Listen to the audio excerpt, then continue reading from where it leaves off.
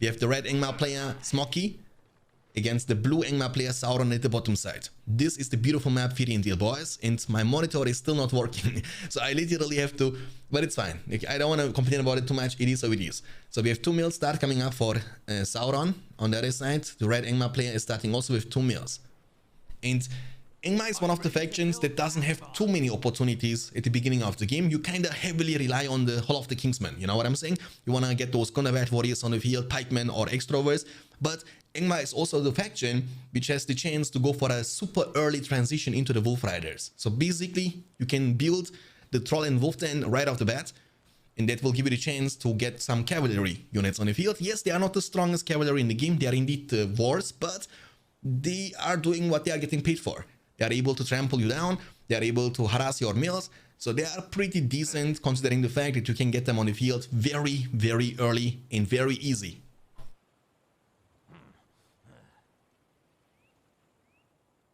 So we have 2 mills, Hall of the Kingsman into the 3rd mill. That's the build order from Mr. Smog, the World Champion 2019, the World Champion 2020. Let's see if he can also win the upcoming Spring Tournament for $1,300, which is gonna start in about a couple of weeks from now, in March to be precise. Hall of the Kingsman into the Troll, actually he's building now the 2nd Hall of the Kingsman. So it's gonna be a Hall of the Kingsman spam. He's gonna spam the infantry units. Smoky on the other side is building the mill number 4. It's more like an economical opening, while Sauron is going for like a more spammy style of a gameplay from the Angmar faction. And Angmar, in this kind of situations, has the chance, indeed, just like the Goblin or Mordor faction, to build like 2-3 Hall of the Kingsmen, because the Gundabad warriors or the Trollmasters in this case are actually quite cost efficient. They cost only 200 each, so you can afford to spam them, just like the Man of the West faction does with the Gondor soldier spam, right?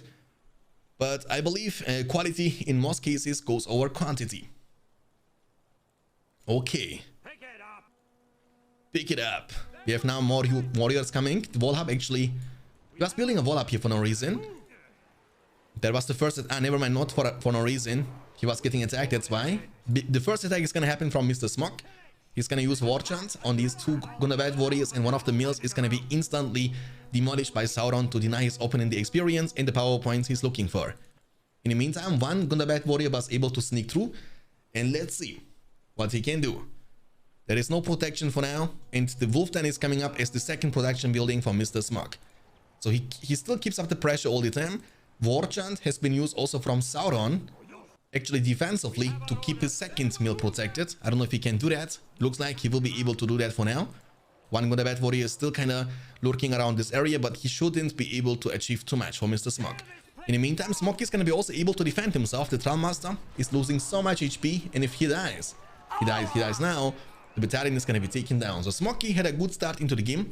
He was able to force his opponent to use the War Chant defensively, yet he was able to destroy one of the mills, while he himself was able to protect all his mills at the beginning of the game. That's a very great start in my book. Let's see if Smoky can maintain the performance he has now in the very first game, which might lead him into a very quickly victory. But again, keep in mind, it's a best of 7 series. That means losing or winning the first game. It has obviously some impact, but it's not game deciding, series deciding, you know? I always consider the first game as like a warm-up game. He's gonna try to finish this off now. The meal should be definitely finished. I mean, it's quite low. In the meantime, we have creeping action going on from Smoky with extrovers. The mill here has been taken down now. They're gonna get that. Oh, the Trollmaster has to be careful. I think he's gonna be in a fine spot. We have now pikemen on the field to counter the Wolf Riders. Remember, that's double Hall of the Kingsman against 1 Hall of the Kingsman, but 1 Wolf Den. So basically, Smoky now has the cavalry advantage, which is gonna force the opponent player Sauron to recruit multiple pikemen to counter them. However, remember that you as Angmar get also the chance to recruit the Wolfbags, which are considered as one of the best, if not the best, pikemen counter in the game. Very mobile, super unique unit to the Angmar faction. I mean, Angmar from the design itself is a very unique faction itself, you know? Like, nothing comes anywhere close to the possibilities you have with the Angmar. The Trollmaster unit all itself is so unique. The big attack is incoming now. They are moving all together. That's why the Wolf Riders are kind of getting the movement speed from the Gundabad warriors / extroverts. You don't want to move them in a group if you don't want to lose movement speed. The mill is going to get clamped on. Sauron is gonna try to defend, but Wolfpacks, I don't, you know, they don't deal too much damage to the buildings. Okay, the mill will be still taken down, that's good. We have 500 command points available for Smoky and 400 command points available. I kind of still confused with the names, by the way. That's why I was kind of stopping for a second. 400 command points for Sauron and 500 command points for Mr. Smog. There is no action going on Mr. Smog's side of the map, so basically Sauron is more like in a defensive situation right now, and he has to make sure to not lose too many mills. It will hurt his eco, and that will also hurt his command points. To maintain those double Hall of the Kingsmen and to be able to spam lots of units, you need both money and also command points, obviously. And I believe in this situation, the best possible hero here would be definitely Voldor, to support the Trallmaster units, the Pikemen and Extrovers with additional damage and armor leadership. Also, Voldor is a great skilling and great sportive hero. Felvin is going to be used. That's the Felvin coming in from Sauron to disable the enemy units, and I believe with that he will be able to keep this one protected for now. That's Rise of the Witch King, obviously, yeah. I mean, when you see Angmar on the screen and you are asking if this is BFME 2 or Rise of the Witch King, bro, what is wrong with you? I'm joking. But again, Angmar, you know, you see double Angmar. Since when has BFME 2 Angmar included? We have 500 command points available for Mr. Anti-Red, that's Mr. Smog. And 450 command points available for Sauron. Sauron is able to catch up, and we might see a big fight now, a big clash in the middle of the map. Fury and Zeal. Warchant is not available. It's only available for actually Sauron. Now Sauron is the advantage because Felvin from Smoky and Warchant from Smoky is both on cooldown. Big pushes incoming, boys. Let's see how much damage he will be able to deal. Does he have actually also Felvin? Now Felvin is on cooldown. I mean, Smoky might go for the Felvin himself or might go for the Snowbind just to be able to save one of the structures. That this mill just recently got level 2, which is increasing the command points by 75 instead of 50. Okay. I am the fist of Angmar. I'm the fist of Angmar. We will hear that all night long, baby girl. The mill is gonna be clamped on, but again, Sauron, Smoky has the advantage with the power points, but it looks like you want to save up for the 10 power point. Doesn't want to even save the level 2 mill, which obviously is gonna hurt his economy quite a lot. 525 command points now for Smoky, 575 and 600 for Sauron. Sauron was a bit behind, but now he was able to catch up, and he has the pressure advantage. However, Smog himself is now preparing himself for a counter push. So he has now 2 Extrovers, 2 Gundabad Warriors, 1 Wolf Rider, 2 Wolf Riders actually. And what he also will have for the upcoming push is his Warchant. So he will have now the Warchant advantage himself. He was kind of able to defend himself quite decently. Losing one single mill against such a force is not a big deal. Now it's about the damage Smog might be able to deal to Sauron. The third Hall of the Kingsman is coming up now for the player from Canada. Big push, and this mill is getting demolished instantly. He's waiting for the Warchant cooldown. He will ride through his army and Warchant them all together. The second it's available, it's gonna be now. Warchant is gonna be used. He's spamming it, and he is now able to click on it and go for a big push. In this situation, what you can do is kind of split up your Wolf Riders from your main army and try to deal as much economical damage as potentially possible. You don't want to be clumped like that. There is no advantage. Sauron is kind of backing off a little bit. He has a Wolf Den coming up himself, which is gonna also give him the chance to recruit some Wolf Riders, which can be extreme. Oh, he was waiting actually for the 10 power point for the Orc Summon, so that's a big, holy moly push. They are even glowing. They have the Horde bonus or some shenanigans. What is going on? Okay, big commitment, but the Wolf Rider cleanup crew might be there very soon. Felvin is gonna be used now from Sauron for the second time. The builder has to be careful. You don't want to be in a fight like that. The Hall of the Kingsman is the target from Smoky. During all this time, like mentioned before, he's splitting his Wolf Riders and being able to pressure the second Hall of the Kingsman. Both of the Hall of the Kingsman is gonna be taken down at pretty much the same time. Remember, Sauron has the chance to go for a Snowbind, but it looks like he want to save up for his own 10 power point, which would mean that he would either get the chance, just like Smoky, to go for the Orc Summon, or he can summon White, or even the Frozen Land. Frozen Land is one of the few, if not the only choice for Angmar to get the additional damage and armor leadership. Remember, Voldor is giving you only to a limited amount of group of units, while Felvin is gonna not, I mean, what is that called? Frozen Land is not gonna be only able to boost your damage and armor, but also slow down the enemy movement speed. And also the Frozen Land cannot be covered by Elven Wood or not by the Tainted Land, which is pretty nice. It means you can still use it and make the enemy units kinda slower, which can be quite nice in matchups like, for example, against dwarves. You know, they are extremely slow anyway. Then you can pretty much disable them from moving entirely. But this push hurts a lot. All the 3 Hall of the Kingsmen are going down one by one. Nice split, nice focus, and nice coordination with the army. Smoky is doing what is expected from Smoky.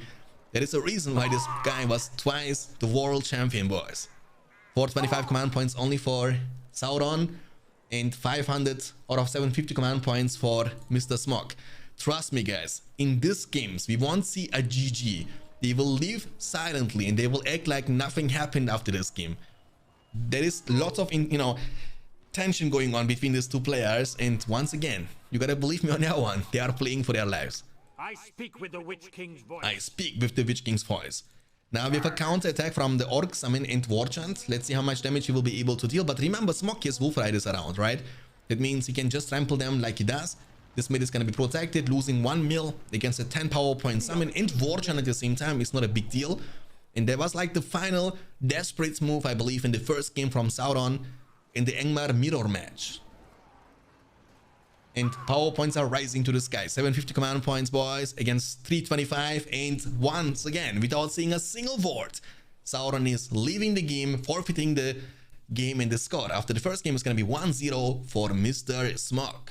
We have the blue Elven player, Sauron, at the bottom side, against the red Mordor player, Mr. Smog, at the top left side. Now, we have seen this match a couple of times in which Mordor was always able to win. However, we have not seen a lot of games just yet. So it's early to judge. I believe we have seen this matchup only twice in this Champions League so far. That's literally the 3rd time. But again, you know, when one game has to count, this has to be this game. We have 2 slaughterhouses into the Orc Pit. On the other side, we see 2 Malone trees into the barracks, and the 3rd Malone tree coming up for the Elven player. Now, let's talk about this matchup. I believe in this matchup, what Mordor has to do in mid to late game, if this game goes to mid to late game, is to recruit catapults. Catapults is one of the main weakness of the Elven army, because Elven army kind of relies on Elven archers. You know what I'm saying? You basically recruit bunch of archers and couple of pikemen to protect them, and they deal a lot of damage to units, but they deal almost no damage to catapults, to siege weapons, or to structures. That means Elven gameplay normally in long terms has to include some ends. So you gotta build the ends mode to recruit some ends, which are your most reliable option when it comes to destroy enemy structures. But also ends are vulnerable against catapults, because catapults are shooting with fire. Mordor catapults, they don't even need to have the firestone. They have it from the beginning, you know? And fire is a big weakness of the ends. So we have barracks into the 2nd barracks. It's gonna be an infantry spam, and we will have pikemen start. Looks like Sauron is gonna try to creep this, definitely.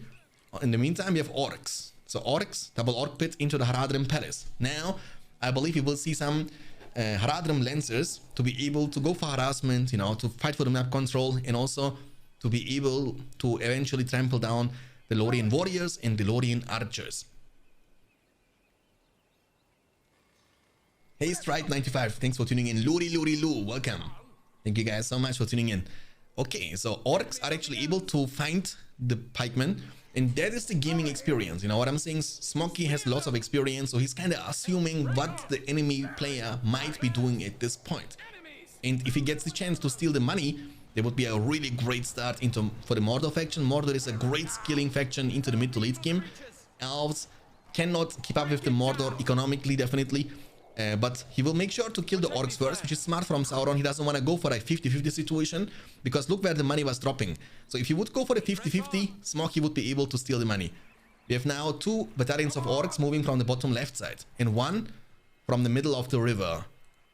So he will kind of try to outspam his opponent, which is easier said than done. Remember, Sauron has double barracks, so that means he will be also able to get lots of units on the field in a couple of seconds. And orcs, yeah, they are basically almost for free, but they are also very weak in terms of defensive capabilities. It means archers, they will be able to kill them in no time. Don't waste time. Orcs got shields, yes sir, because I'm using the HD edition. It's like a visual thing, nothing crazy. The first push with Lorien archers, Lorien warriors, and one Lorien pikeman. Hey, Smoky is not paying attention. Not the builder, not the builder. And the builder has been taken down. That hurts. Now, Sauron is trying to defend this, but I believe this Malone 3 beautiful flank is incoming from the... not Revandal Lancers. Holy moly. My brain is kind of lagging. Haradrim Lancers. That's what it is. He was also switching to the old ground stance just in time, and he will be even able to save those archers. Remember, the Elven faction, or the good factions generally, they have the advantage of building sustain by building a Mirror of Galadriel in this case, the well for the Elven faction. The builder has been taken down. The farm in the front will also be taken down. Warchan is going to be used defensively. Rallying Call is going to be used offensively. But Orcs and Easterlings, they should be able to overpower this Elven army. You gotta peel back with the archers, use the porcupine formation with the pikemen to kind of stall the fight out.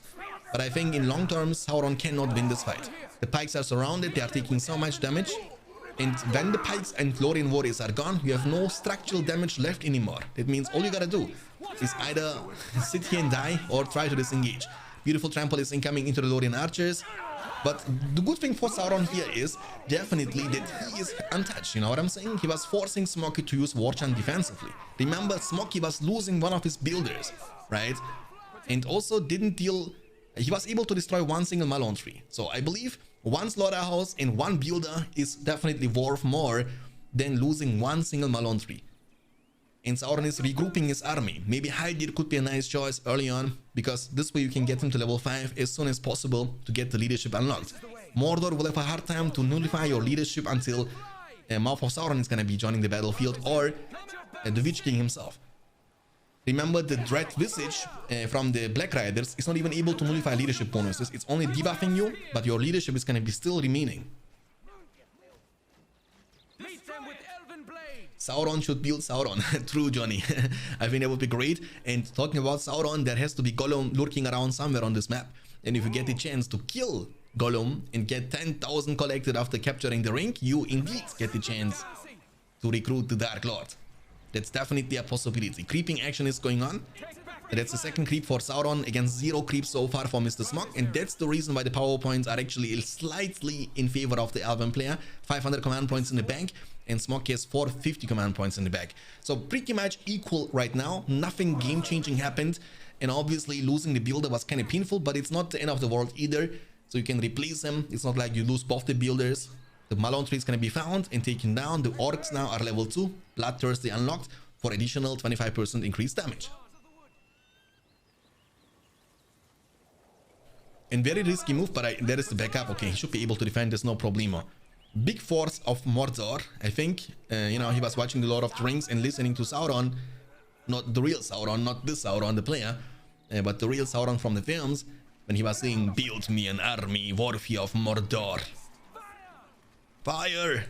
Big commitment. The Malone tree is going to be found. It's one of the starting Malone trees, almost level 2. It's always painful if you lose it. The builder is going to try to get in safety. He's going to build a wall hub just in the last possible second. Smoky is not interested in fighting, you know. He want to just deal economical damage. That's the goal from Smoky with the Orc army, literally.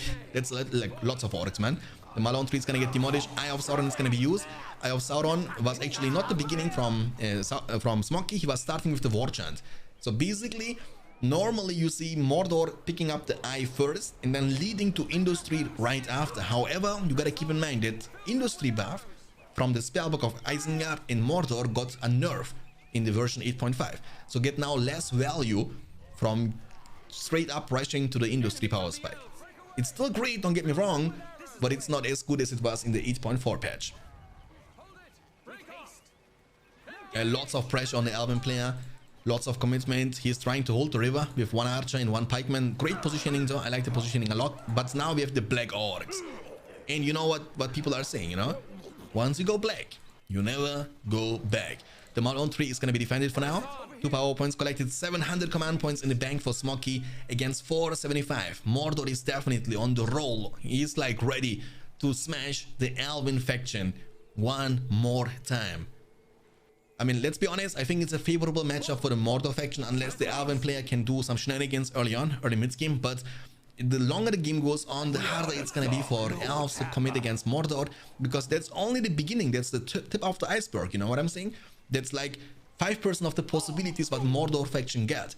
You have so many options. You can go for the trolls, attack trolls, drummer trolls, fell beasts, mouth of Sauron, Gothmog for additional support on these orcs and black orcs to make them even stronger. You can go for catapult spam, black riders. Like, you have so many options. Haradrim archers, and you have always better eco in compared to the Elven faction. Elven faction's eco is the worst by far out of all 7 factions in the game, as you have no pillage, no money boosting ability power point either, so it's hard to keep up with factions like Isengard and Mordor in terms of eco balance, in long terms.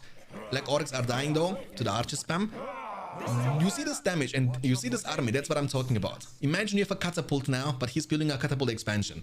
This army is made to crush enemy army, not to crush eco. Look how long it takes for them to destroy only one single slaughterhouse. The only unit that can deal damage are those pikemen and the half battalion of the Rivendell Lancer battalion, and they still need a lot of time. You have Haradrim Palace level 3 actually for the Haradrim archers. Now they are obviously the elite archers. They are much better in compared to the Lorien archers. The catapult is shooting long distance. You can give it an aggressive stance. This way the catapult expansions attack range is going to be increased. Mordor is going for a small treat. The Malone tree should be his target. The orcs are level 2.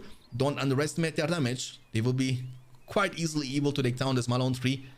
And Elven player will keep losing map control, will keep losing money, and will keep losing command points. Okay, 6 power points collected after the War Chant and Eye for Mordor, 650 command points. On the other side, we have 450 command points only. And Sauron, the Canadian player, is almost command points capped. It means sooner or later, he won't be able to recruit any more additional units. The Malone tree has been taken down from the couple of remaining orcs, and that hurts. Now he heavily relies on this one big army, but the big army is gonna get outclassed very soon. Black orcs are outclassing the enemy pikemen and Lorien warriors, and the Haradrim archers are gonna outskill the Lorien warriors. So quality goes over quantity. And remember, the Mordor faction has the chance to double buff his army. This is a buff, this is a leadership, and there is no miss available yet.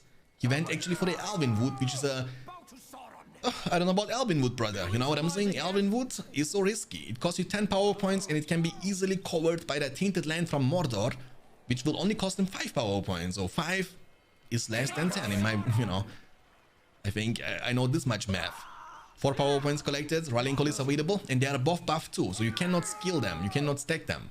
You cannot use, I mean you can, but it doesn't help you because they are not able to stack with each other, right? You can only have one buff active at the same time. War Chant has been used on the Mordor army. Black orcs hold ground stance to make them a bit more beefy. Easterlings the same, and the only unit on the aggressive stance are gonna be those Haradrim archers. And now the big commitment. What the Elven player has to do in a situation like that is try to kill the one Easterling battalion he has. He has only one single pikeman inside the army, which is definitely not enough.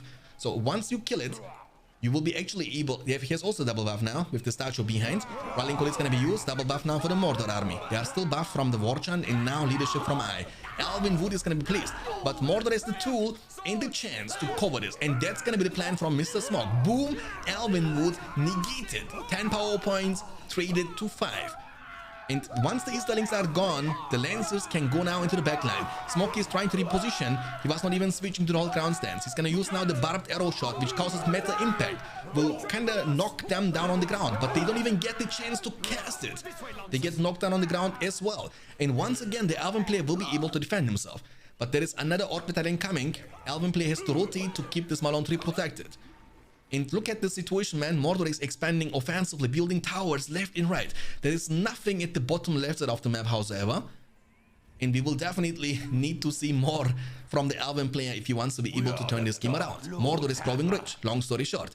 He has now a Troll Cage level 2. Drummer Troll is gonna be on his way for perma leadership on these Black Orcs, and also Haradrim archers.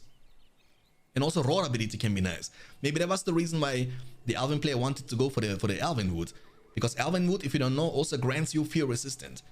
I mean, you also get fear resistant around the statue. So basically, if you fight here, the Drummer Troll's Roar ability is going to be kind of pointless and useless.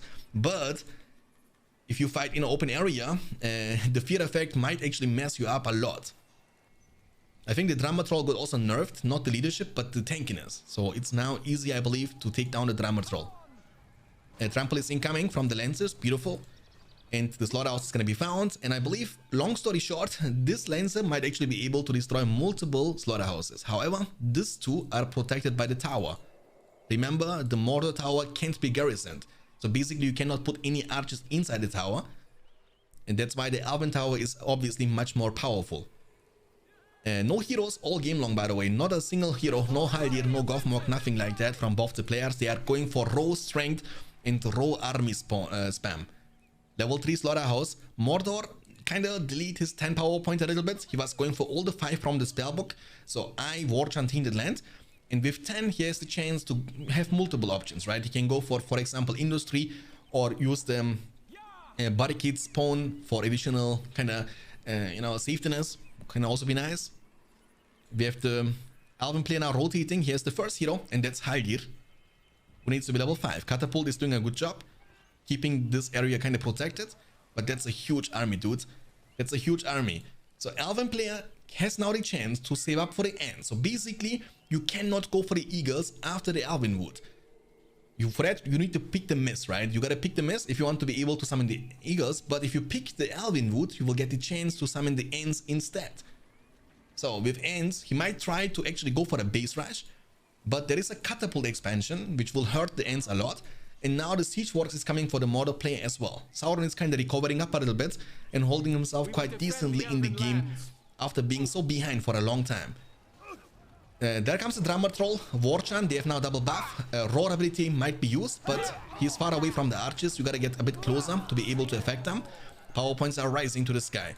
Haldir is shooting. There is a Maladon tree. I don't know about this fight though. I don't know if this fight is gonna be good.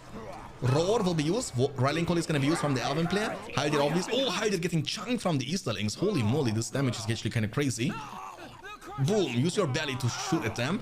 Drummer Troll is to be careful. Drummer Troll is gonna be bullied, like literally blown up.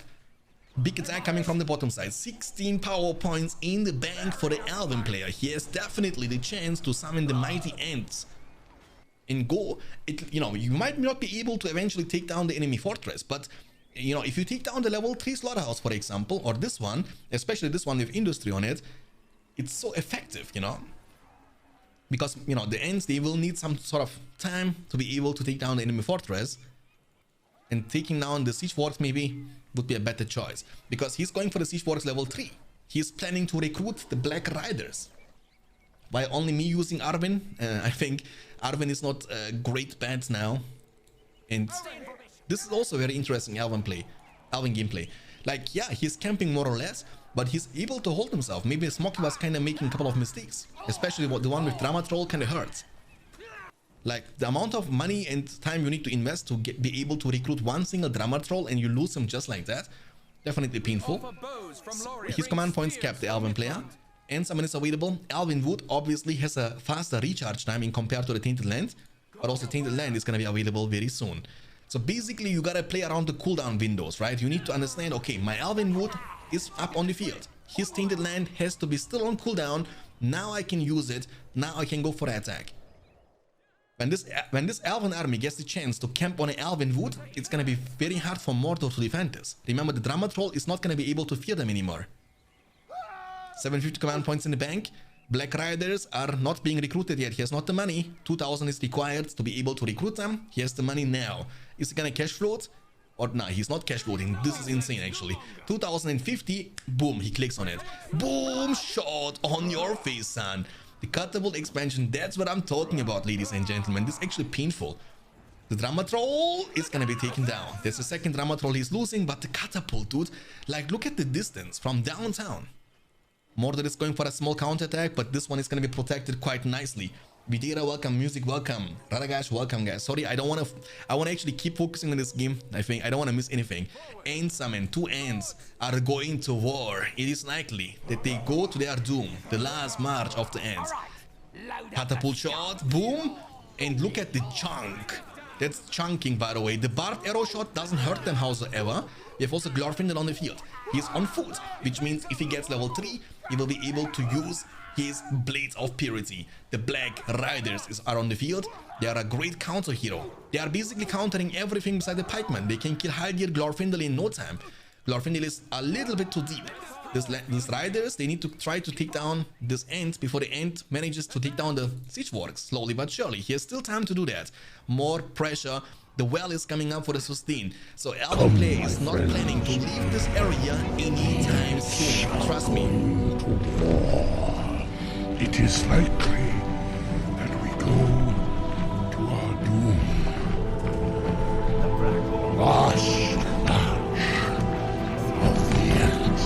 Last March of the Ents. He's gonna use heal. Boom! One more shot. The catapult expansions, they are paying off. Yes, they are kind of expensive. They cost what, 600 each, but they are worth every single penny. Look how much devastation they can cause. The siege works is, by the way, still up on the field, and Mordor now has the chance to recruit a couple of catapults to even mess the Elven army up a little bit more.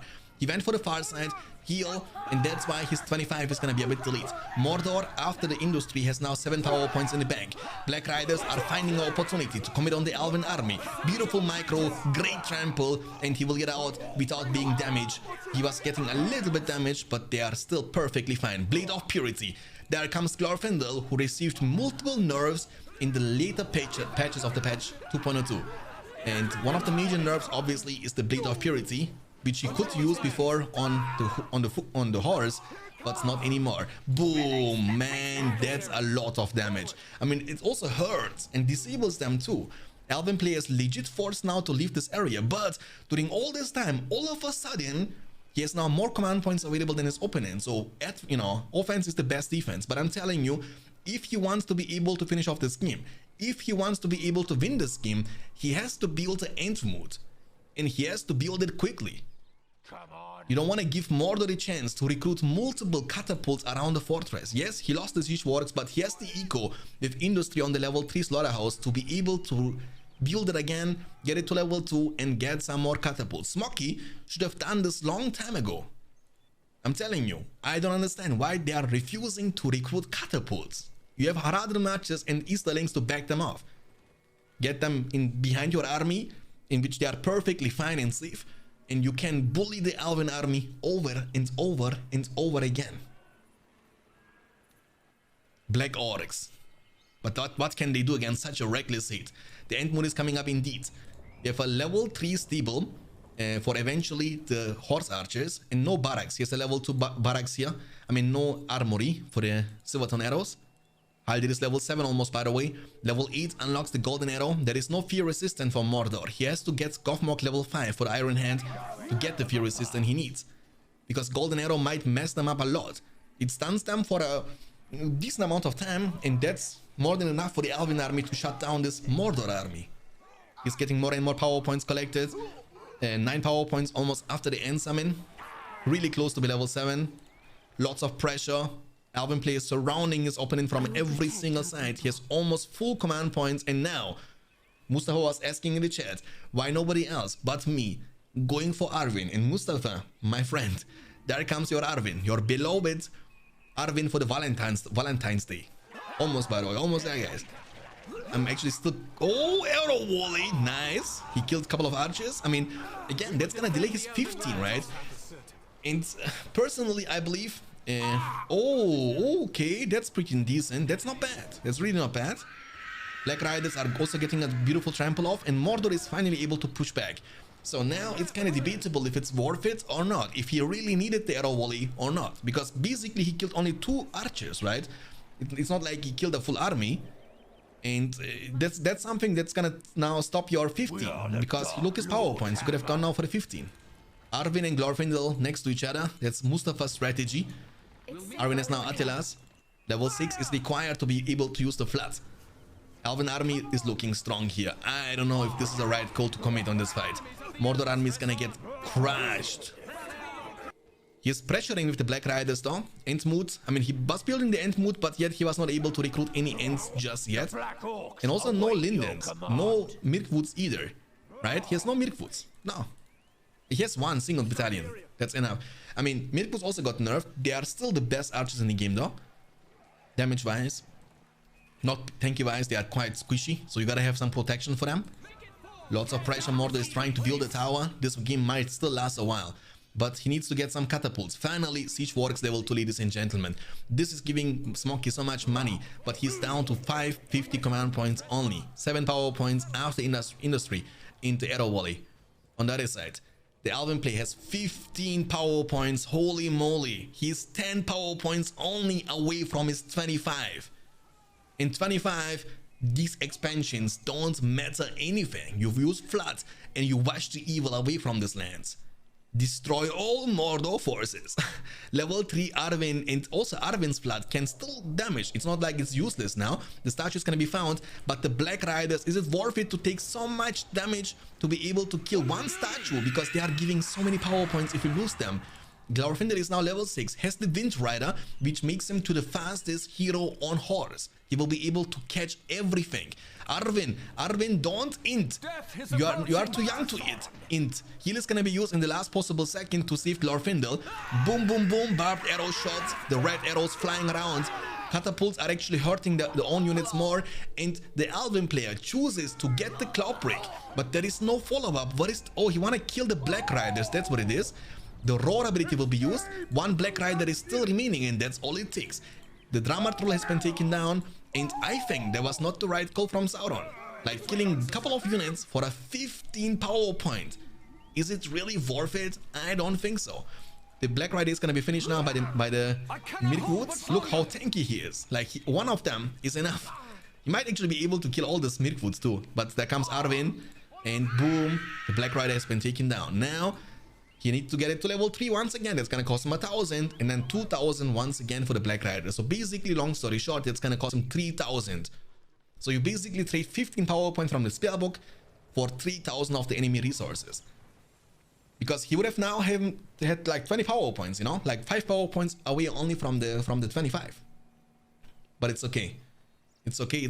It's like X865 command points available for Elves. He has so much money too. Where is actually... Oh, he is actually getting here with the Blade of Purity, getting dismounted for that. Obviously, he cannot use the Blade of Purity while he's on horse. And the level 3, that's gonna hurt Smokey a lot.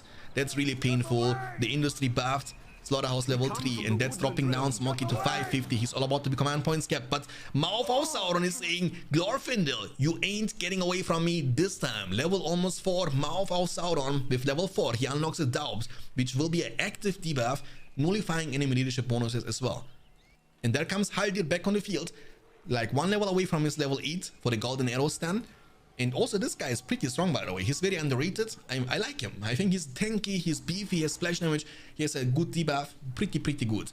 Imagine camping as Mordor XD in the chat, and trust me, that's only the tip of the iceberg, guys. We will see lots of messages like that. 12 power points in the bank. He still needs 3 for his 15. Can you imagine how behind Smokey is in terms of the power point department? He needs 3 for his 15 and 25 after that for his eventual Rain of Fire or the Balrog summon, for example, right? 600 command points. He's trying to repair, rebuild, and get back into the game. There is no option for giving up. There is no option for surrendering. 6 power points collected after the End Summon and Cloud Break. End Summon is going to be available for the next attack. But again, Ends, I don't think they can have a lot of value in a situation like that when there are multiple catapults ready to burn them alive. There is the Mouth of Sauron. He's looking for harassment, trying to find some enemy resource buildings and take them down. Elven player is kind of refusing to build ends, recruit ends. He's finally going for 1 end, not even 3-beard. You want to go for the 3-beard because he also gives leadership to the ends when you summon them, right? To buff them, to extend their range, to make them a bit more tanky. Then you can shoot from a far distance. 7 power points collected. Elven Wood is available, but so is the Tainted Land. The Miflons are able to keep the Mouth of Sauron away. Arwen is now level 5. 1 more level is required to get the floods unlocked. The Malon tree is gonna get demolished, and it looks like Sauron doesn't want to give his opponent any power points. 1,000 command points available for Elves. That's the maximum, by the way. And again, guys, ladies and gentlemen, dude, there has to be Gollum somewhere around. Maybe there is Gollum disabled on this map, I'm not sure. But if Gollum is around, that's legit, by the way. It's allowed. You can kill Gollum, get the 1 rank, and recruit. In this case, for the Elven play, it would mean Galadriel. 1,000. Like orcs are falling to the Mirkwoods, though. Mirkwoods, they are just hitting like a truck. Okay, so it's kind of slowed down a little bit because Elven faction's weakness, and I keep saying it all the time since the beginning of the game, is the siege. Like, you cannot siege the opponent who is camping. When Mordor is camping with a bunch of catapults, it's really hard for you to commit. What you want to do about that? Like, Ents are a horrible choice against catapults. So that's your only siege weapon, that's your only bet. So you always need to kind of hope for the opponent player to be out of position. You know what I'm saying? That he kind of misplays and keeps those catapults in an open area where you can abuse to take them down. And summon will be just a waste of power point at this point. Haldir is trying to get to level 8. You know, Cloudbreak is reloading, and once again, there is no fear resistance for the Mordor faction, boys. No fear resistance means once this tour is level 8, they have double stun. So you can use Golden Arrow, stun the army, and oh, that's Shanks actually, barbed arrow shot, but it's not enough. So basically you can use Cloudbreak, stun the enemy army, right, for like 10 seconds, and then the second the stun is off, you summon, you use the Cloudbreak. No? Look, the Silverton arrows don't even hurt it, but it hurts the army. Arrow volley is coming in clutch, the worm to disposition them. Nice play by Smokey! Well played, well played, well played. Did you guys see that? That's a big brain alert, by the way. He used the arrow volley, but Sauron was able to see the animation coming through. So what he did was summoning the worm underneath the army to knock them down on the ground. That means Sauron couldn't get the chance to move away. This is gonna guarantee your arrow volley hit, which also hits like a truck. Elven defense is horrible. Horrible. 12 power points in the department. Cloudbreak is almost back up, but Smokey, after many minutes of struggling, is finally able to push back. It's a huge army. And Glorfindel is back on the menu. Level 7, by the way. Now we have reached a stage of the game in which the Elven heroes are getting more levels. And this guy with level 10, Starlight, is also a stun. So basically you can keep the enemy army stunned all the time. This stun, Golden Arrow stun, Cloudbreak stun. Can you imagine how valuable the fear resistance would be? The siege double shot, look how weak the towers are against siege weapons, you know what I'm saying?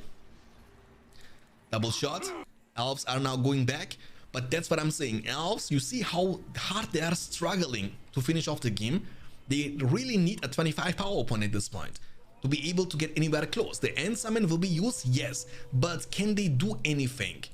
Troll Cage level 2, they are trying to kill it. That's a Cloudbreak for the stun. That's a huge Elven army. He knows the worm is on cooldown. He knows that the arrow volley is on cooldown, but the catapults are not joking, and they are crushing the ants, knocking it on the ground. And that's all about the siege potential of the Elven army, guys. The catapult, and this is a mispositioning, by the way. He was trying to kill. Nice micro here from Sauron with the end, just getting into safety. And really close for level 6 for Arwen. Level almost 8 for Haldir. Dude, he has even the Elven armor purchase. There comes the armor on the Mordor fortress to make the fortress a bit more beefy. That can withstand lots of damage from the Ents. The Ents now need literally 1 hour to be able to kill this fortress. But he's trying to focus down the level 3 slaughterhouse. Blade of Purity, which gives you 100% damage and 50% armor. It used to give you 100, by the way. They nerfed it, then they nerfed it again, so that you can't use it on the horse anymore. The catapult expansions are going down one by one, but that's legit the only thing he can do. He has not the DPS, trust me on that one, to take down the fortress. He's desperately trying to kill the catapult expansions, but they are also hitting in reverse like a truck. Alvin Wood is such a risky play. Tainted Land can be used to cover this, and that's the plan from Smokey. The fortress is under attack, and Mordor has almost no units to defend this. That's the last attempt, the last seconds from the Mordor. And just like in the films, I believe in this game, the evil is going to be washed away from this lands. Big commitment, really close for the 25 power point unlocked from the spellbook now. But you see, the damage is tiny. Flood is gonna be unlocked, and there comes the flood to wash away, but even the flood doesn't hurt. However, it's able to kill the enemy expansions around the fortress. Now the fortress is around 50% HP, but you see how tanky it still is against the Elven army. The siege vortex level 3 is gonna be found by the pikemen. They will definitely be able to take it down. Mordor is dropping down to 425, but Smokey is refusing to give up. And ladies and gentlemen, we got ourselves a series. The score after this game is gonna be 1-1, and what a phenomenal performance. It was back and forth. It was looking really grim and really bad for Sauron, but he refused to give up. He was coordinating, grouping, focusing, and doing all he can do for the victory, and he gets rewarded. It's a matter of time at this point. Mordor is falling apart, not a single production building left on the field anymore.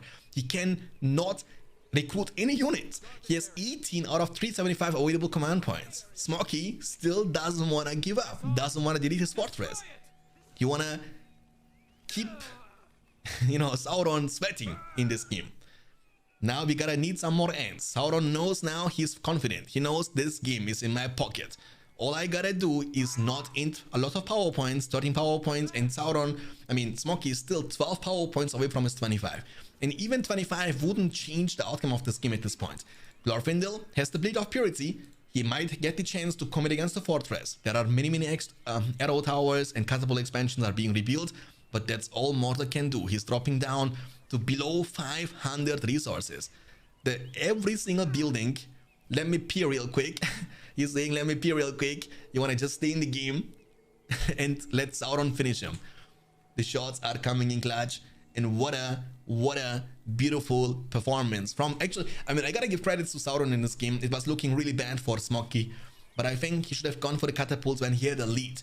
You know, when you have a lead, that's the time when you want to build the siege works and go for catapults. His drummer trolls, let's be honest, didn't pay off, right? It was a waste of money, waste of resources. They didn't have any impact. He was kind of not microing with them well enough. They died very quickly. Imagine instead of going for the troll cage, getting into level 2, you would be able to recruit these catapults a little bit sooner. When you have a lead, when you are the one who has the advantage. He was just going too late for them. Big commitment around the fortress. It's so hard for him to commit against the fortress, but it's gonna happen this time. Blade of Purity. He is shining bright like a diamond, dying to the towers, by the way. What is the structural damage to Glorfindel? Poor guy. He's gonna die randomly to the towers of the fortress. But it doesn't matter. The fortress and also Mr. Smog is gonna fall. And the score, ladies and gentlemen, is 1-1. And the first tiebreaker is gonna happen right now. Let's get the El Clasico started. We have the red man of the West player, Mr. Anti-Red, that's Mr. Smog, by the way, against the blue Goblin player, Sauron at the left side, who was having a phenomenal performance in the previous game. That's a nice matchup. I believe Man of the West and Goblins, they are doing similarly good in this Champions League so far. Goblins are actually having a really great performance win rate wise. As you might maybe not know, but we are actually keeping the track about the win rate of each individual faction and also each individual matchup. You can find this list in our Discord server. 2 tunnels coming up for the Goblin player and 2 farms into the barracks coming up for the Man of the West player, Smoky, on the right side.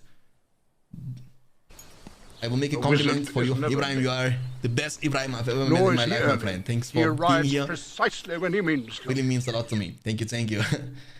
And you're also good looking, sexy, and hitting like a truck. Perione, welcome to the stream. If you are happy, Shanks, we are happy. If you, I mean, it's the other way around. Why you guys are so nub? Why you guys are so nub? It's the other way around, Caesar. If you are happy, I'm happy. Alright, 3 tunnels coming up into the Spider Pit. That's the opening from the Goblin player.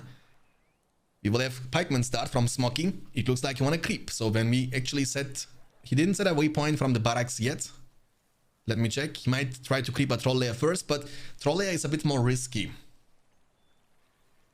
Oh god, I remember the good versus evil tournament with Smoky versus Sauron. It was so entertaining. Yeah, I mean, that's like a clash of giants, you know, the clash of titans. When these players are fighting against each other. And there is a lot of trash talk going on also behind the scenes. I mean, also not behind, in front of the scenes too. They kind of don't agree with each other in many terms. And trust me, they will both play for their lives to win these games. Creeping action going on from Smoky. We will have a Spider Link start into the Goblin Cave right after for Sauron.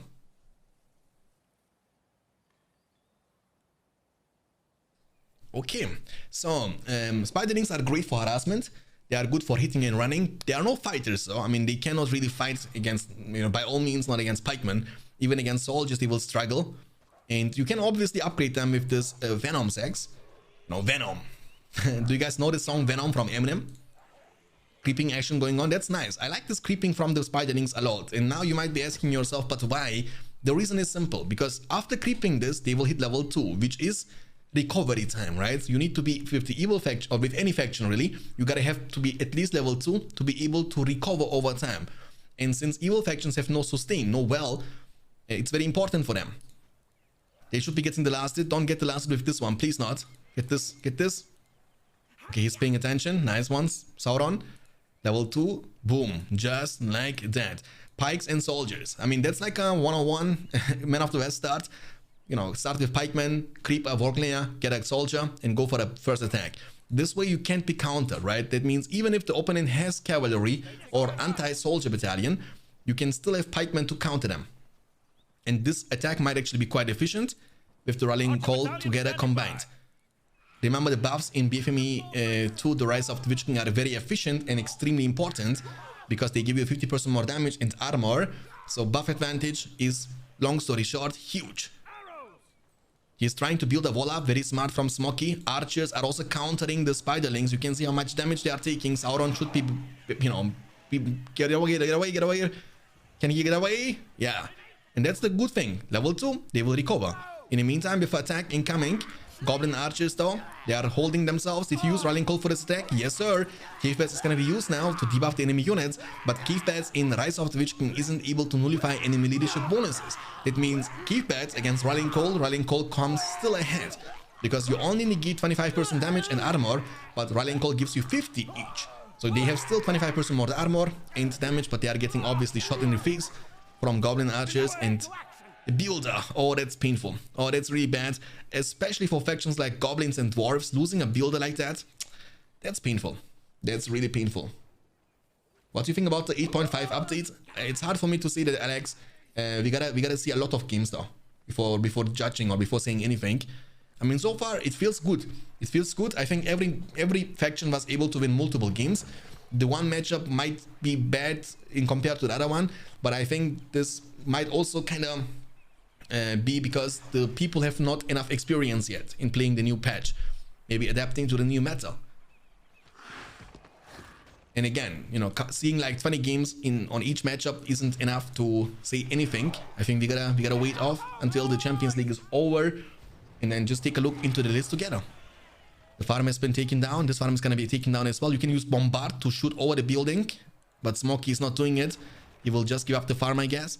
There is a counter-attack incoming, boys. Major Nace, thanks for the follow, appreciate that. Welcome, hope you're gonna enjoy your stay. Alright. And after following, right after that, Prime subbing to the channel for the first time. Dude, you're a legend, Major.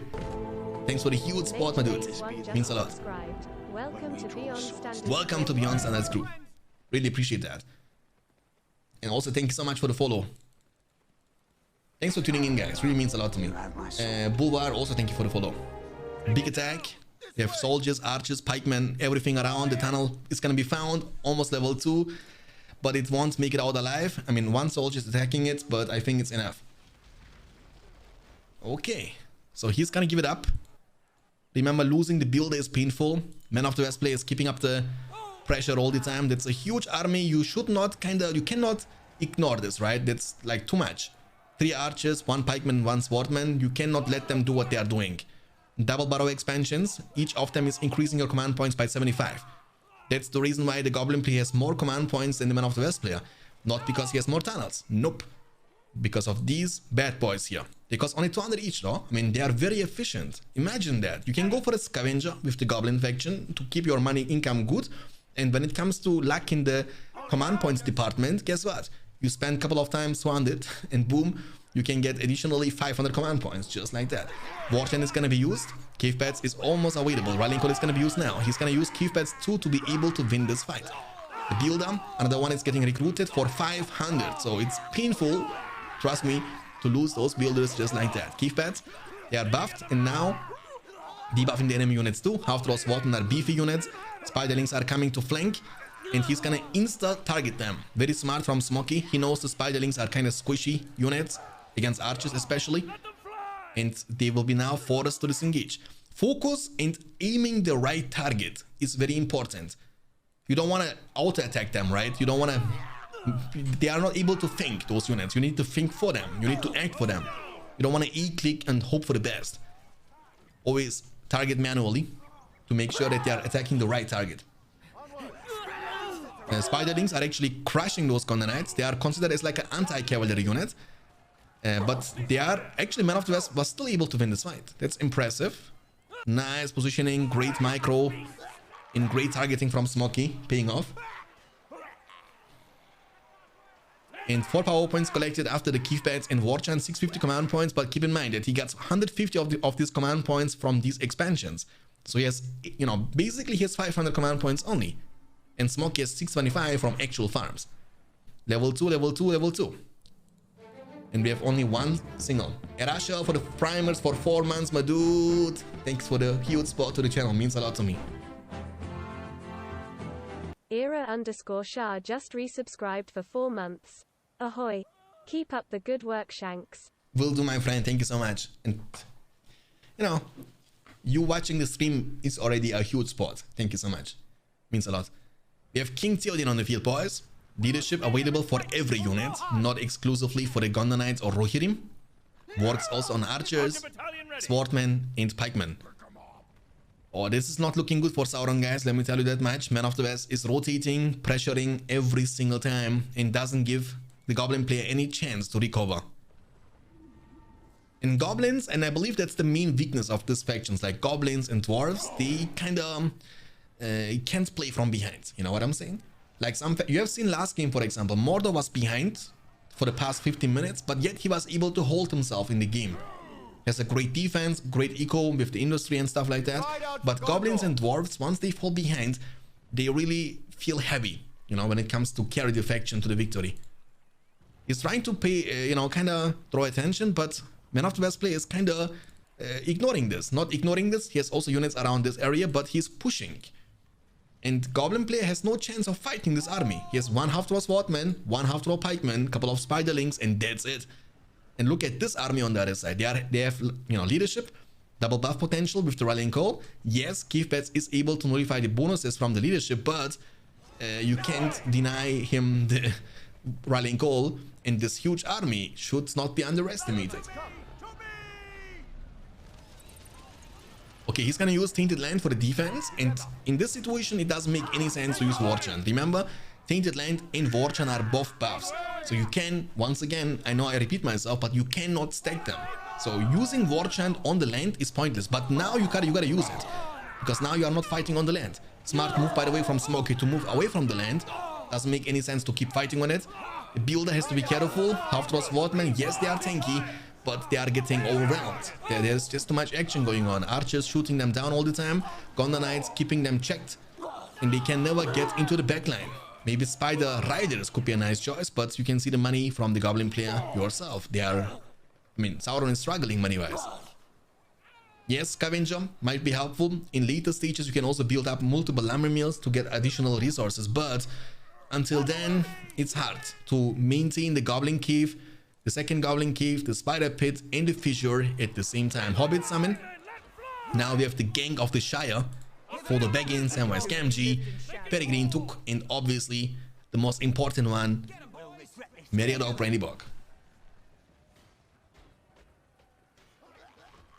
Okay, the tunnel is gonna be taken down. That's gonna hurt him. I mean, that's gonna be eventually GG move here. Like, he can't fight anywhere, right? The Spiderlings, they are good for harassment. Once again, they are not great fighters. Theoden King is level 2. Level 6 unlocks the Glorious Charge.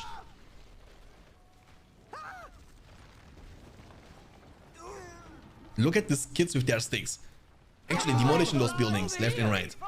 500 command points only. He has basically 350. He gets 150 from these two. Level 1 tunnels only. He has not a level 2 tunnel left on the field anymore. Man of the West is up to 875. We have Elmar, the Horse Lord of Rohan. He's going for a counterattack, but the counterattack includes a couple of goblins, 1 half-throw swordman, and 1 spiderling. I mean, this is not going to be as devastating as this army, right? Hobbit Summon, Gondor Knights, Archers, Pikemen. The Fissure is going down slowly but surely. Look, Samwise Gamgee, Samwise the not Graveyard, the Brave. The Fissure is going down. They're shouting at Hobbits. Reform the line! Reform the line! Man of the West got buffed? Yeah, yes sir. So they buffed actually Gandalf, who is now able to get Easter Rat with level 6 instead of level 7. And also gets a price reduction. So basically 500 less resources to be able to recruit the Wizard. And also the Pikes got buffed. Power Guards, they are a bit faster. And I believe the Rohan Spearmen are a bit tankier. That's it. I mean, the patch 8.5 doesn't include too much shenanigans. Like, it's not like a full new balance, you know? They tweaked around a little bit, but it's not like everything got changed. Like, a couple of things for each faction got changed, a couple of quality of life changes to the mine shafts and tunnels, but that's all about it. Okay, yeah. We have the red Angmar player, Smoky at the bottom side, against the blue Angmar player, Sauron at the top side. In the first matchup, in the very first game, we have seen the same matchup, Angmar against Angmar, in which Smoky was able to win. And let's see if he can win the same matchup twice. We shall see. 2 mills coming up for Angmar and 2 mills coming up also for the other Angmar. Plains of Linden is a map with 4 creeps, 2 trollers at the bottom side, top side protecting those inns, and also 2 work layers left and right. That's it.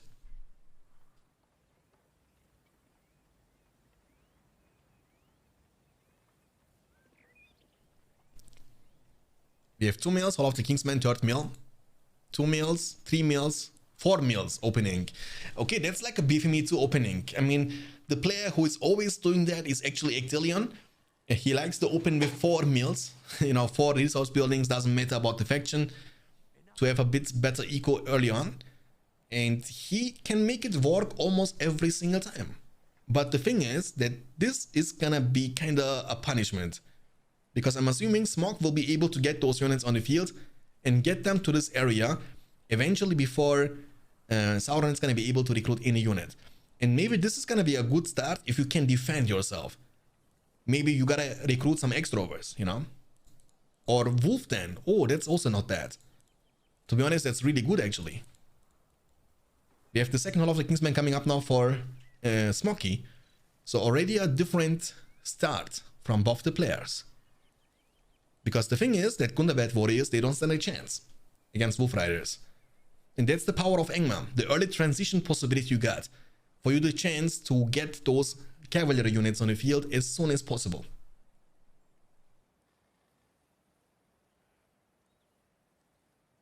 Isengard versus Man of on this map would be nice. Ha, Mustafa, you're an evil man. I remember your Isengard against Man of the West on this map a couple of days ago. Guys, very soon I will have a Zoom-Out script ready for new Rise of the Witch King patch. And so any... Dude, stop it, Foxy. Don't start it, trust me. We have Gundabad warriors now leading forward. 400 command points available. The mill is gonna be now found, but again, the Wolf Riders just in time. Warchant, oh, that's... Can he actually do it? He's chunking it. Oh, nice flank. One-shotted, my dude. Buff unit with the flank damage, absolutely slaughtered. Oh, that's a L in my book for Smoky. Like, losing your Gundabad warriors is the one thing. But... losing the Warchant at the same time is the other thing. Oh man, oh man, oh man, oh man. 400 command points for Smoky. For Sauron, 350 for Smoky. He's creeping, or he was creeping. He actually failed the creep. What? Oh, what? He lost a Gundabad warrior while trying to creep this, by the way, guys. Oh, that's painful.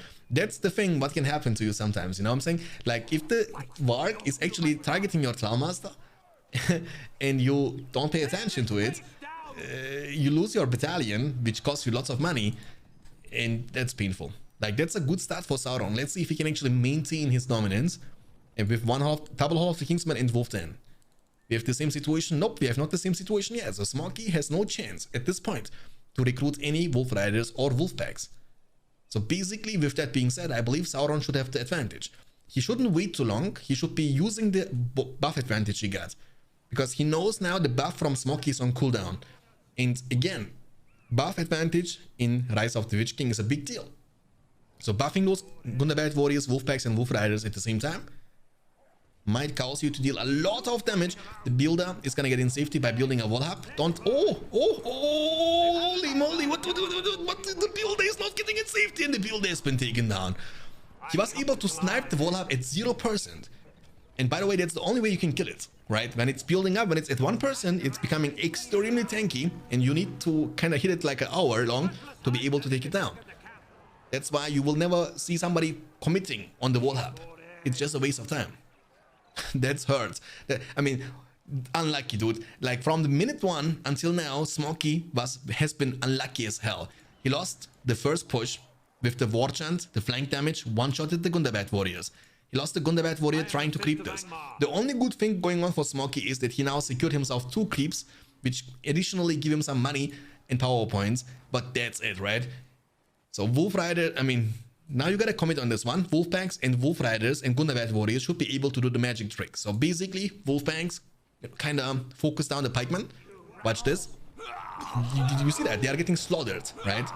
Absolutely one-shotted. And that's like very unique unit. Only these units can do that. And remember the Isengard, the Angmar pikemen, this one, they have not the chance to use porcupine formation. So they are the weakest pikemen in the game. We have our orders. Move. Back to the But now Smoky might kind of group up an army warfare of Angmar and go for a big push. 2 extrovers, couple of pikemen. Actually, he has lots of pikemen. 1, 2, 3 pikemen in total. He kind of respects maybe the Wolf Riders a little bit more than he should. I think that's like a little bit overkill, you know. 3 pikemen. I don't think if it's necessary. But maybe it is. Who knows? The mill is going to be committed on. And Smoky will be definitely losing one of the starting mills. Actually, that's going to hurt him a lot. He was also losing the one front and losing the one behind. So Smoky better make something happen with this push. Otherwise, this is going to be quickly over. If Angmar player Sauron can defend himself. Big boy Peppy for the primers for the first time subbing. Thank you so much for the huge support. Means a lot to me. Big boy Peppy just subscribed. Welcome to Beyond Standards crew. Welcome to Beyond Standards crew, my dude. For what? What do you mean, Dimek? Did I say something? I am the Fist of Angmar. I'm the Fist of Angmar. Wargen is gonna be used. I mean, this mill is gonna be definitely taking that holy moly. I was literally jumping out of my chair, guys. 12 minutes available. Boromir, stop screaming, dude. That's why you are literally getting killed, because the enemy can always hear you, Boromir. Guys, how can this guy ever survive? He is so loud that that he can be heard from Minas Tirith up to Isengard. You know, Lords can literally hear him breathing from Minas Tirith. Pelvin is gonna be used from both the players at the same time for disabling effect.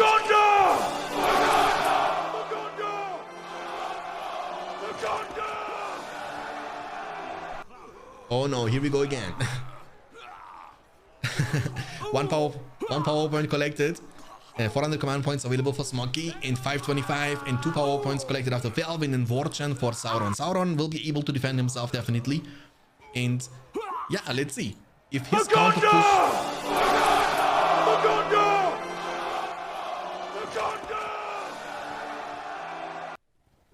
I wish Boromir could say something else, but for Gondor, so he could be casting the game. Imagine him with this volume and this hype to cast this game, rabble guys. of mindless orcs.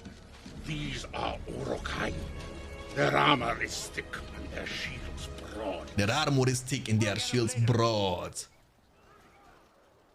The mill is gonna be definitely taken down. It's good here from Sauron, and Sauron is now preparing himself for a counter-attack, which kind of, you know, includes lots of Gundabad warriors and extra overs, but he has not a single pikeman, which he doesn't really need, because Smoky was never able to make the transition into the Wolfden yet. So no Wolf Riders anytime soon for Smoky, which actually means a lot for Sauron, because the thing is that he doesn't need to recruit any pikemen.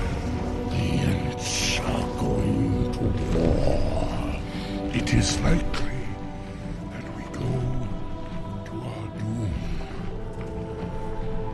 Last march of the Elves.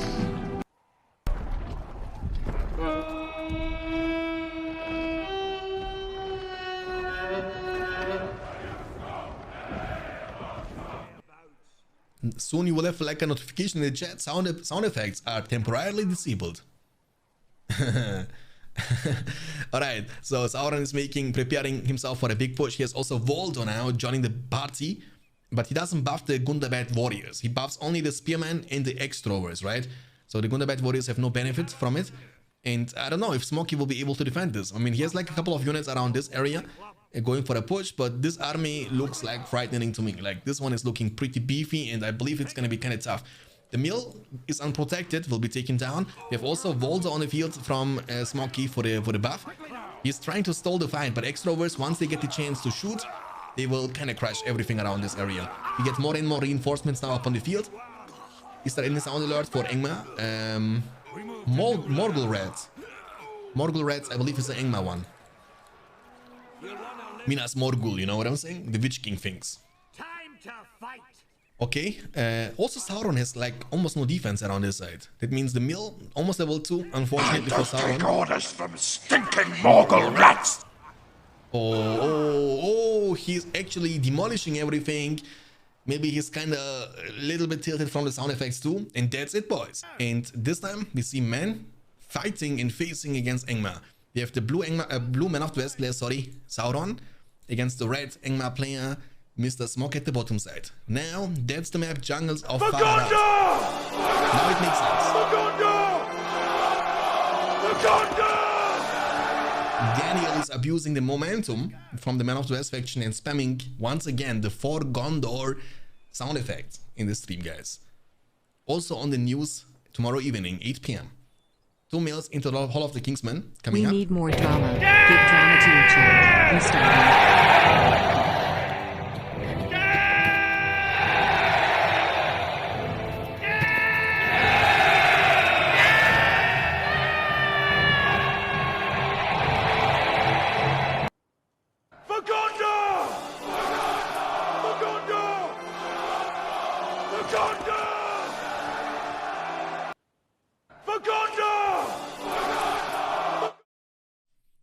Okay guys, that means no more game sound, because I would like to cast the games, you know what I'm saying? So now, no more game sound, no more music. Let me mute the music too. So now, we will have an ASMR stream. That's what you guys wanted. Okay.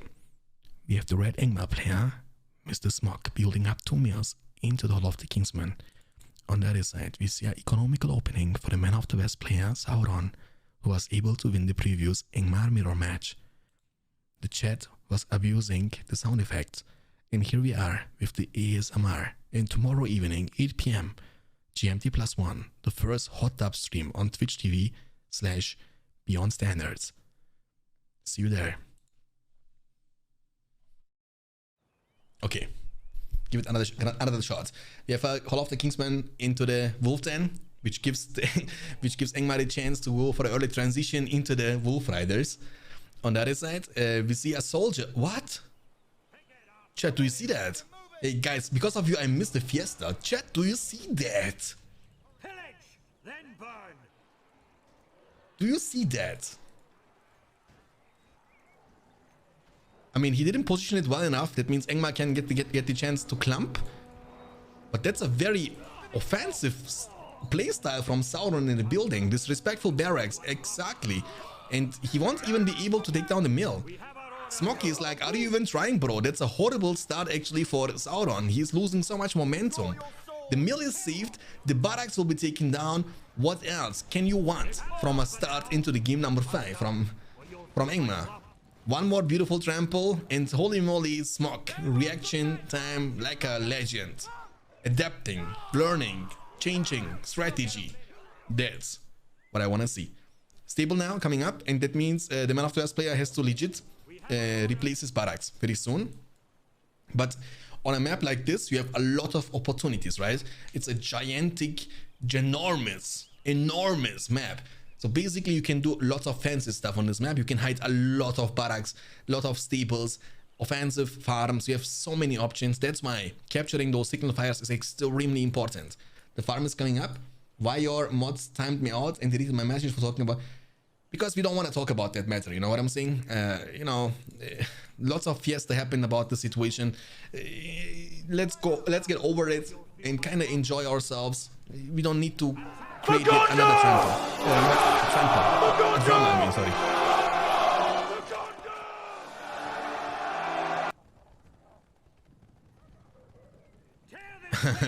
Guys, you guys are trying to tilt me, huh? You guys are trying to tilt me. Nah, you guys can tilt me. Nah. I'm untiltable tonight. I'm excited about this games, guys.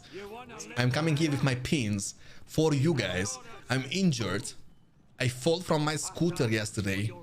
I can't walk on my right leg. But luckily I have 3 legs, you know. I'm a very lucky person. I got 3 legs, so I can compensate the not moving right leg with my second leg in between my legs to be able to walk. And I'm here to cast for you one of the best games ever in the Champions League, and you are making me cry. Stop it. Stop it. You sure about that, Shanks? Jets wants drama. Drama. Drama. The farm is gonna be found and taken down.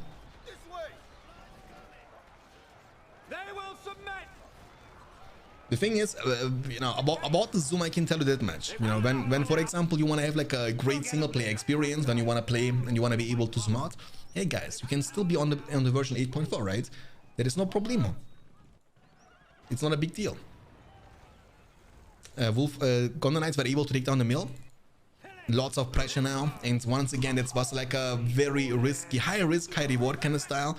But imagine if Smoky wouldn't go for the Wolf then early on. This start from Sauron would actually pay off and work out quite nicely.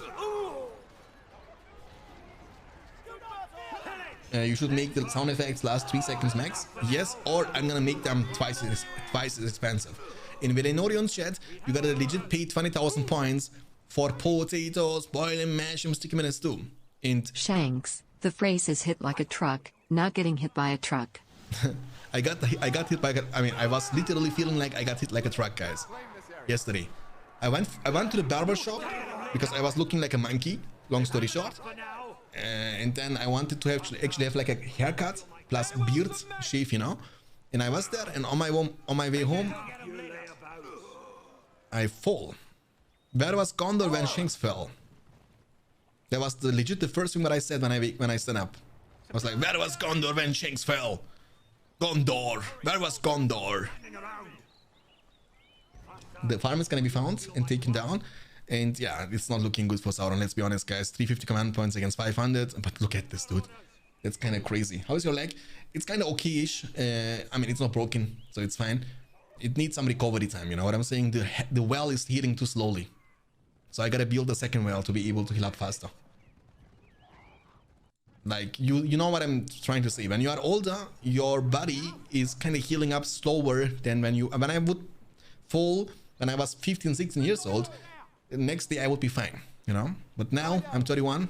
I'm not old, but I'm older, obviously, and that's why the body needs a bit more recovery time.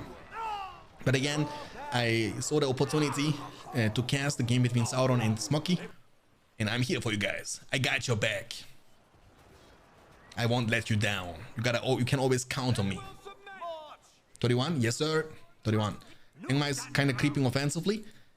You have a bunch of units around the bottom side. 300 command points only for Sauron, 550. I mean, this game was actually kind of unlucky though. Maybe a little bit too risky from Sauron's gameplay. Like, it's 2-2. And if you lose this, you give Smoky the chance to win the series in the upcoming game. And I think it's too risky to gamble and to go for like a 70-30 situation. Because Angmar, that's like fact, right? Angmar has the chance to go for super early cavalry.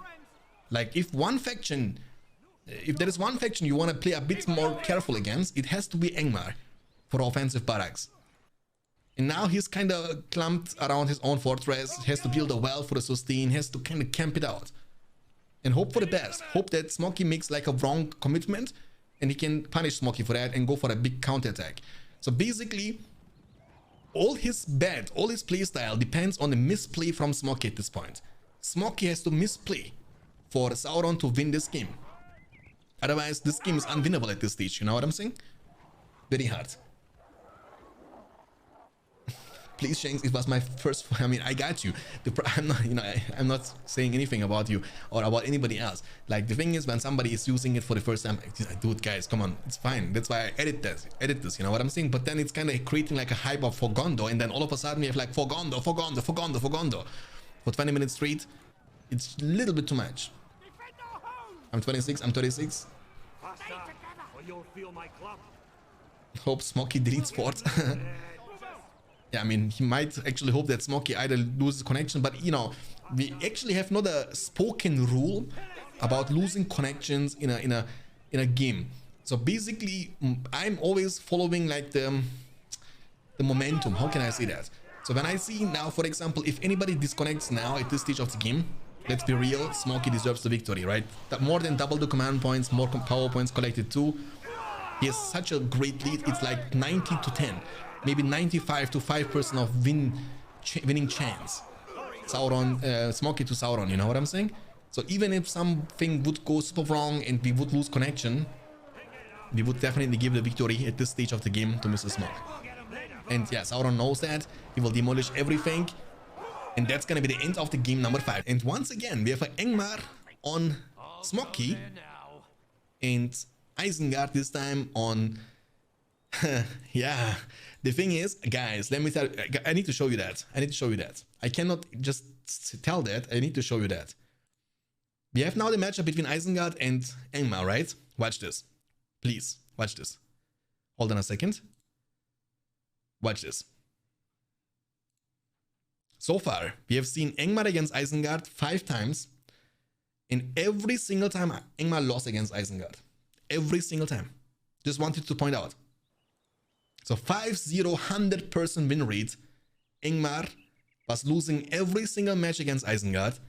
Let's see if it's about the matchup or if it's about the player. The red Angmar player building up a mill into the very early Hall of the Kingsmen. That's the build order into the second mill right after. Isengard building up 2 furnaces, 3 furnaces into the Uruk pit.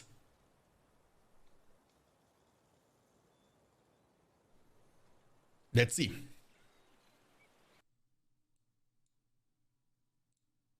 Sorry, I needed to lower the music a little bit. Uruk pit, maybe even clan setting could be a nice choice. I believe the clan setting, Wildman of the Unland, later on the Wildman extroverts are actually a great choice from Isengard against every single matchup, especially against Goblins and Mordor, because they are heavily cheaper in compared to the Uruk-hai and still stronger than Orcs and then Goblin warriors. The third mill is coming up. The first Gundabad warrior is leading forward. And he might wait with the second one. That's something you can always do with Angmar, by the way. You don't need to rush it, right? So you can just send the Trailmaster forward and adapt your choice. Depends on the enemy unit.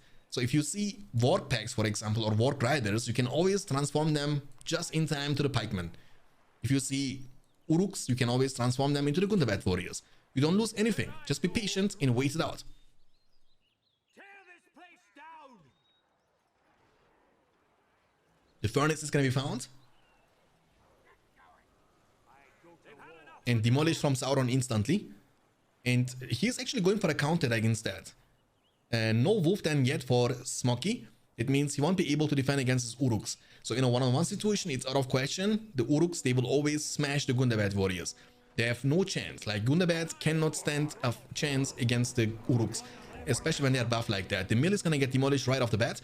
If you demolish the mill instantly, you will get 50% of the invested money back.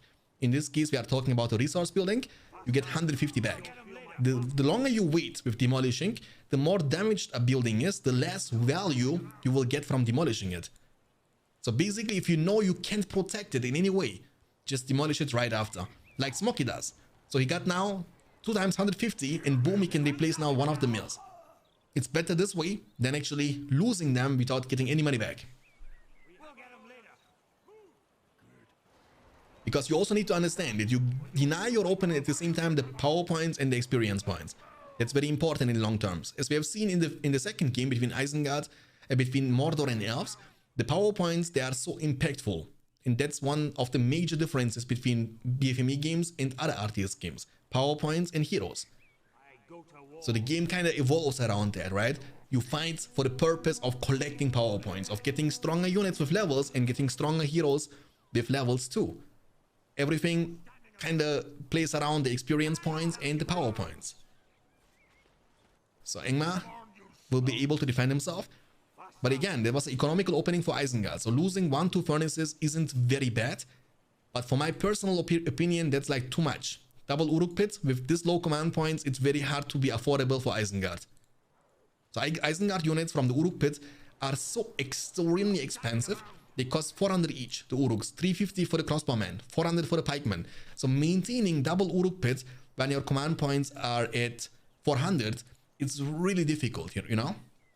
You gotta have around 500 command points, couple of untouched furnaces to be able to keep spamming units. And at the same time be able to expand further.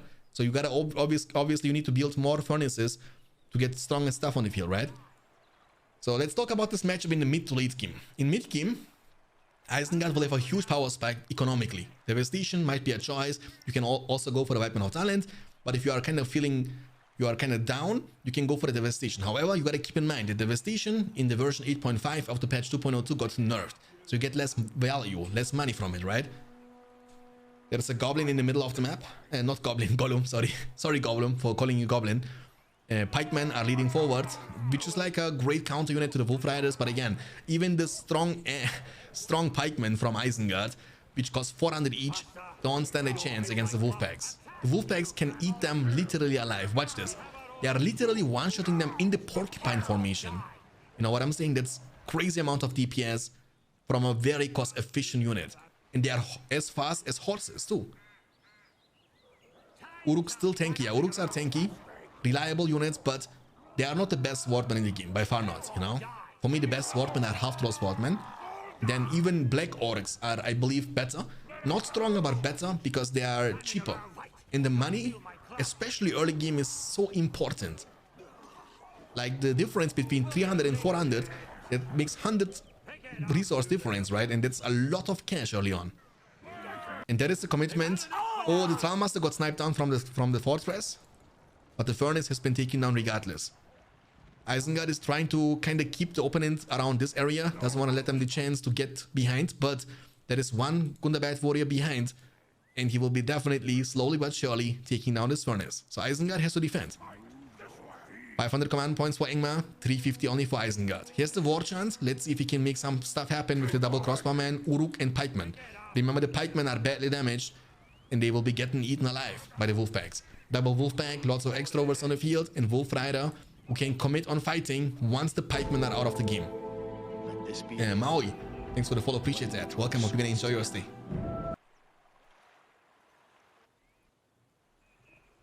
Isengard, Pikemen. Smoky is definitely having a lead in this game number 6, which is the game-winning moment for Smoky. If he wins that game, he will be the winner of the series in the best of 7 and protect his #1 spot in the Champions League, which will grant him, if he can keep it until the end of the month, $50 cash prize. $50 is not a lot, but it's, you know, you play your favorite game and you get the chance to win money.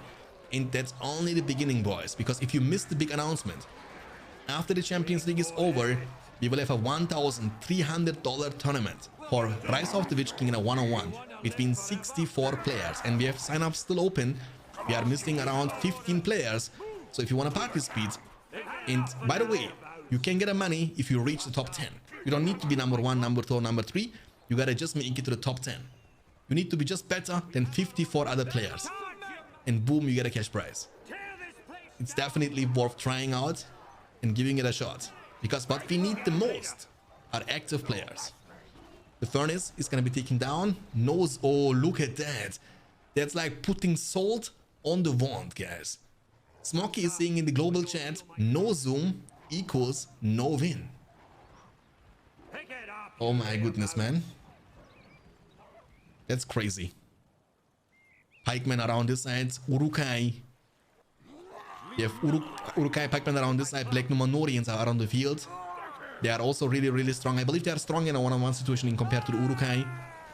Angmar has the advantage. Angmar is rolling. And once again, the biggest thing here is that Angmar wasn't able to win a single game against Isengard in this Champions League so far. That's not gonna be only the game-winning, the serious winning move from Smoky, but also he's gonna prove that Isengard is definitely able to lose against Angmar.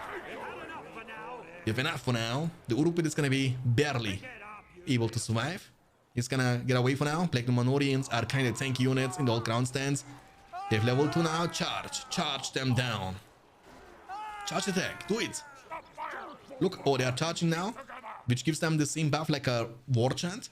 Basically, they can do that. Half-Troll Swordmen can do that, and the Guardians can do that. Angmar has a huge force at the bottom side of the map. Sauron in bathroom, Gannikos is playing. Maybe that's the thing, you know, Brantales, who knows? Oh, beautiful trample. I mean, let's be honest, yes, Sauron wasn't playing Rise of the Witch King actively. I mean, he doesn't play BFME actively at all. Like, he's legit coming up for the events and for the tournaments and plays his games and then leaves after that and goes to play Age of Empires 4, you know what I'm saying? Don't be ratsy. Oh my goodness, putting more salt on the wound. Like, that's not the sportsmanship behavior we want to see in our tournament games. But to be honest, this game is kind of embarrassing. Isengard is falling completely apart. And I believe that's the wrong strategy, you know, wrong execution. Double Uruk Pit, kind of betting on the fact that he can keep every single furnace protected. Losing the furnaces for the first push, from the first push of Angmar, that the second Uruk Pit is completely shut down. He cannot use it anymore. He cannot advance, cannot, you know, kind of get more stuff up on the field. He cannot go for a hero, and there comes the Wildman, the Orc Summon.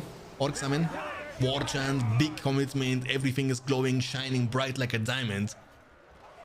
I mean, yeah, Sauron has to definitely play a little bit more often Rise of the Witch King in the next following days and weeks if he wants to be able to be prepared fully for the upcoming big tournament. It was a great series anyway.